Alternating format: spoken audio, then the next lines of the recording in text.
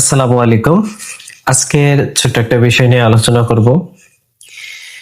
ডায়ালাইসিসে রোগীরা যে সময় ক্যাথেটার দিয়ে ডায়ালাইসিস করে তখন অনেক রোগী দেখা যায় শিভারিং আসে।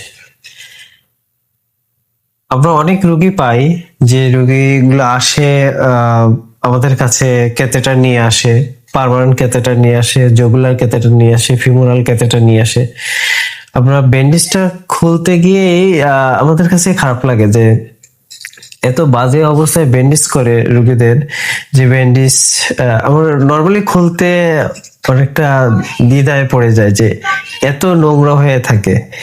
তো সেক্ষেত্রে বলবো আমাদের বাংলাদেশে যত সেন্টার আছে, ডায়ালাইসিস সেন্টার বা আমাদের সেন্টার, সব সেন্টারের সবাইকেই বলবো একটু দায়িত্ব নিয়ে কাজ করা, যে রোগীদের যেন আমরা হেল্প করি।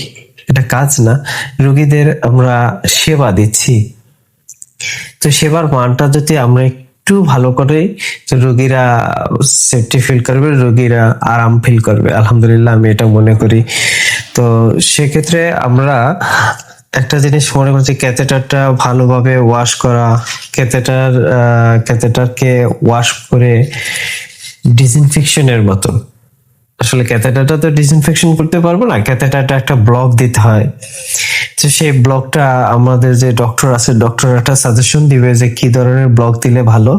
তো আমি মনে করি যে প্রতিটা সেন্টারের সবাইকে এটা আলোচনা করা, যে ডক্টরদের সাথে যে ভালো একটা ব্লক দিয়ে ক্যাথেটার সুন্দরভাবে যদি এটাকে ড্রেসিং করে পেশেন্টকে বুঝিয়ে দেওয়া হয় যে ক্যাথেটারটা ভিজানো যাবে না, ক্যাথেটারটা না ভিজিয়ে তারপরে যেন সে সেফ করে আবার আমাদের কাছে আসবে। তো আমি মনে করি ক্যাথেটার থেকে অনেক ইনফেকশন রেটটা কমে যাবে।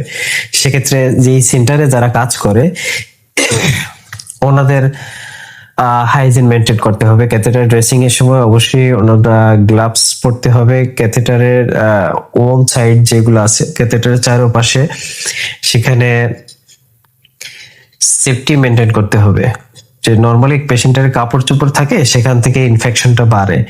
তো সেখানে আমরা যেটা করি যে ক্যাথেটারের নিচে বা চারপাশে একটা আইশিট দিয়ে তারপরে ক্যাথেটার যদি ড্রেসিং করে, তো আলহামদুলিল্লাহ আমি মনে করি আইশিটটা অবশ্যই আপনার ডিসইনফেকশন হতে হবে, অটোক্লিভিং করে নিতে হবে আইশিটটা।